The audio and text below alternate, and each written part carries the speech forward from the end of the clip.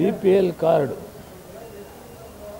ಇಡೀ ದಕ್ಷಿಣ ಭಾರತದಲ್ಲಿ highest cards ಇರೋದು ಸ್ಟೇಟು ಕರ್ನಾಟಕ.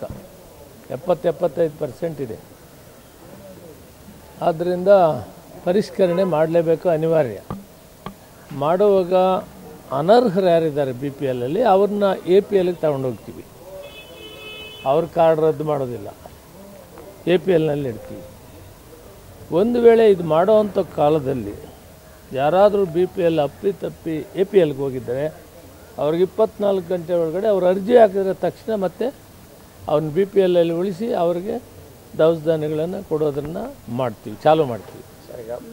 ಮೂರನೇದು ನಾನು ಹೇಳ್ತೀನಿ ಪೂರ್ತಿ. ಗೈಡ್ಲೈನ್ಸು ಕೇಂದ್ರ ಸರ್ಕಾರ ಕೊಟ್ಟಿದೆ. ಅವರು ಒಂದು ಪರಿಷ್ಕರಣೆ ಮಾಡಿ 7 ಲಕ್ಷ ಕಾರ್ಡನ್ನು ಅದು BPLಲ್ಲಿರೋದನ್ನು ತೆಗಿಬೇಕಂತ ಅವರೇ ಆದೇಶ ಕೊಟ್ಟಿದ್ದಾರೆ. ಅದರ ಬಗ್ಗೆ ನಿನ್ನೆ ನಮ್ಮ ಅಧಿಕಾರಿಗಳು ಒಂದು ಮೀಟಿಂಗ್ ಮಾಡಿದ್ದಾರೆ. ಮೀಟಿಂಗ್ ಫೈಸಲ್ ಏನಾಗಿದೆ, ಯಾವ್ಯಾವ್ದು ಮಾಡಬೇಕು ಅನ್ನೋದನ್ನು ಒಂದು ನಿರ್ಣಯ ಮಾಡಿದರೆ ಅದನ್ನು ನಾನು ಮೀಟಿಂಗ್ ಮಾಡಿಬಿಟ್ಟು ಯಾವುದು ತೆಗಿಬೇಕು, ಕೇಂದ್ರ ಸರ್ಕಾರ ಪರಿಷ್ಕರಣೆ ಮಾಡಿರೋದ್ರ ಪ್ರಕಾರ ಏನು ಮಾಡಬೇಕು ಅನ್ನೋ ವಿಷಯನ ನಾನು ಮಾತಾಡ್ತೀನಿ. ಒಟ್ಟಲ್ಲಿ ನೆಕ್ಸ್ಟ್ ಮಂತು ನಾವು ಓಪನ್ ಮಾಡ್ತೀವಿ BPL ಕಾರ್ಡ್ಗೆ.